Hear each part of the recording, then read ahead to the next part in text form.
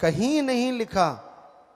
और जब हम सच्ची बात कह देते हैं तो जिनकी दुकानें बंद होती हैं वो तिलमिला जाते हैं।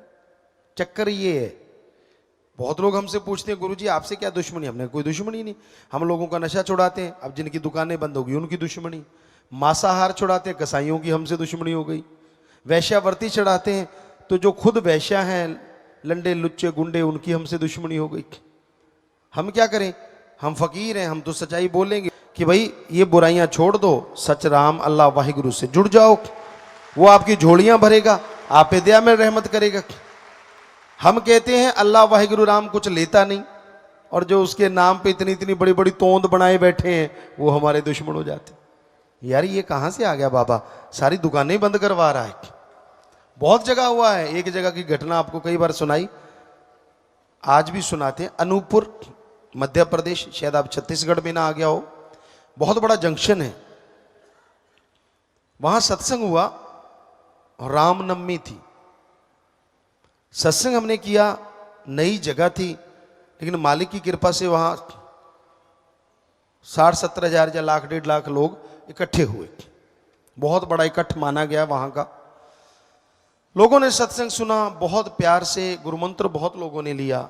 हम ट्रेन से आ रहे थे सरसा, वापस दिल्ली आना था। 8 बजे की ट्रेन थी और रात के 1 बजे आई। वैसे अपने लोगों के लिए कोई खास बात नहीं, ऐसा होता ही रहता है, कौन सी नई बात। पर चलो 8 बजे बैठे थे, 1 बजे तक उड़ी का वहाँ एक कमरा था, वहाँ बैठ गए। तो एक पुजारी साहब आए, कहने लगे गुरुजी कहाँ हैं? कहने लगे क्यों? कहता मैं बात करनी है, बहुत ज़रूरी है। हमें भी सुन गया, हमने कहा चलो मिलाओ भाई। गुस्से में पूरा लाल, कहता गुरुजी आपने गलत किया है। हमने कहा क्या गलत किया? सत्संग किया। अच्छा, हमने कहा कोई सत्संग में गलत बोल दिया धर्मों के बारे में? कहता ना ना ना ना ना, आपने तो बहुत बढ़िया बोला। अरे फिर गलत क्या किया है? कहते आज रामनवमी थी। तो हमने कहा हमने तो राम जी के बारे में बोला कि वो बनो, उनके रास्तों पे चलो। कहते बिल्कुल सही बोला, पर फिर भी गलत किया। हमने कहा क्या गलत कर दिया भाई? मंदिर में कोई आया नहीं क्या? कहता गुरुजी मंदिर में आगे से 10 गुना लोग आए। हमने कहा फिर क्या गलत कर दिया? कहता आए तो 10 गुना ज्यादा, पर आए सारे खाली हाथ।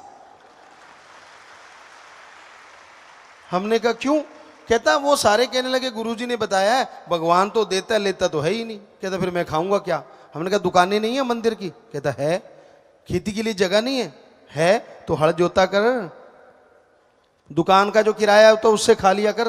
कहता आदत पड़ गई है अब ज्यादा खाने की। तो मतलब लोग अब करके नहीं खाना चाहते। कर्म योगी बनो, ज्ञान योगी बनो, पवित्र गीता का संदेश। लेकिन ना जी, वेदों में साफ लिखा है कड़ा परिश्रम किया करो, ईश्वर का गुरु मंत्र जाप किया करो, 10 अनुवादि कीर्त करो, वाहिगुरु का नाम जपो। लेकिन जब ठगी, बेईमानी, भ्रष्टाचार से मिलता है, लोगों को लगता है यार भगवान से बाद में माफी ले लेंगे, एक बार रगड़ लो। तो ये है गड़बड़। फकीर सच बोले बिना रहा नहीं जाता फकीर से, क्योंकि रूहानी सूफी संत होता ही सच के लिए। उसकी जिंदगी का एक एक पल सच में जीने के लिए और दूसरों को उस सच से जोड़ के आनंद खुशी दिलाने के लिए होता है, ना कि अपनी वाह वाह करवाने के लिए, अपनी बढ़ाई करवाने के लिए नहीं होता। तो यही कारण है 5.5 करोड़ लोग नशा छोड़ गए, कम से कम 5 करोड़ बोतलें तो कम हो गई ना ठेकेदारों की। अब उनको हुआ पड़ा यार कैसे रोकें। अब 5 करोड़ लोग तो शायद भगवान को नहीं कुछ देते, वो तो उससे दुआ मांगते हैं। अब वो आप सोचो कितने लोगों को तकलीफ हुई पड़ी है। तो ये है तकलीफ का कारण, ये है परेशानी का कारण। वरना उस मालिक से डरते हैं सब लोग और उसी से उसको हाजिर नाजिर मान के कहते हैं। हम सभी धर्मों को जितना मानते हैं, हमें लगता नहीं कोई और भी कोई मानता होगा। 100% मानते हैं हर धर्म को।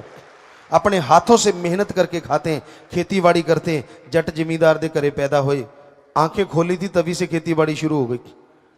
और जाके पूछ लो उस इलाके से, कई जिलों से पूछ लो, 8 साल के थे जब ट्रैक्टर चलाया करते थे, सारी रात चलाया करते थे। बहुत बड़ा घर था, सारी रात और 8 साल के थे जब अपने पिताजी को बिल्कुल फ्री कर दिया था हर काम काज से।